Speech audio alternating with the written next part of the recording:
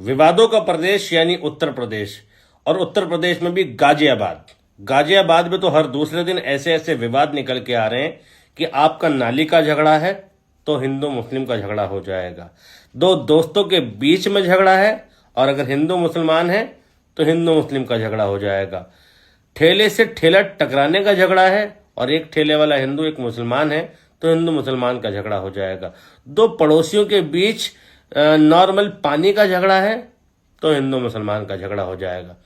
बहुत आसानी से नॉर्मल झगड़े को हिंदू मुसलमान के झगड़े का रंग दे दिया जाता है। ठीक ऐसा ही हुआ है गाजियाबाद के कैला भट्टे में। गाजियाबाद के कैला भट्टे में एक अमरजोत यात्रा कुछ जा रही थी और उस यात्रा में एक आंटी ने ऊपर से मकान पे से बाय मिस्टेकन, ऐसा सुनने में आया है कि गलती से उन्होंने जब थूका, उन्हें पता नहीं था नीचे यात्रा है और उन्होंने थूका तो वो जोत पे गिरी, ऐसा हिंदू पक्ष कह रहे हैं। और उसके बाद क्या हुआ कि वो झगड़ा उन आंटी तक नहीं सिमटा, वो झगड़ा पूरे मोहल्ले तक सिमट गया, क्योंकि इसमें एंट्री हो गई सुभाष बजरंगी की, इसमें एंट्री हो गई सत्यम पंडित की और इसमें एंट्री हो गई हिंदू रक्षा दल के अध्यक्ष पिंकी चौधरी की।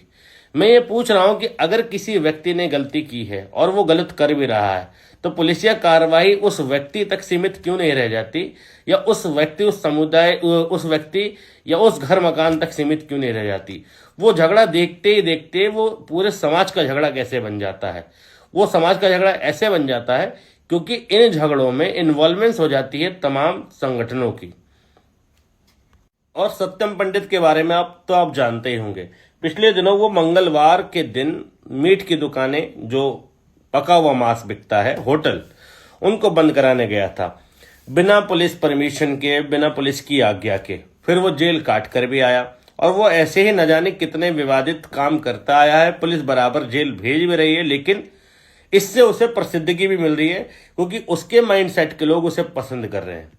तो जो लोग बेरोजगार हैं वो ऐसी हरकत करते हैं और फिर पुलिस और समाज की नजरों में आते हैं और वो अपने आप को हीरो महसूस करते हैं। क्यों? क्योंकि सरकारों का संरक्षण हासिल है। गाजियाबाद का कैला भट्टा, जहां ये झगड़ा हुआ भी नहीं था, वहां की दुकानें प्रभावित हैं।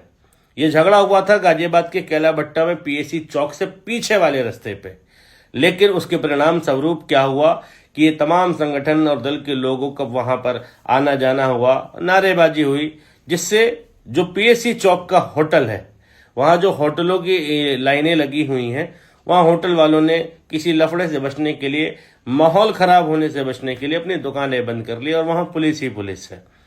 तो इस तरह की अव्यवस्था अचानक क्यों हो जाती है और ये संगठन वाले कूद क्यों पड़ते हैं आम झगड़ों में, ये सोचने की बात है।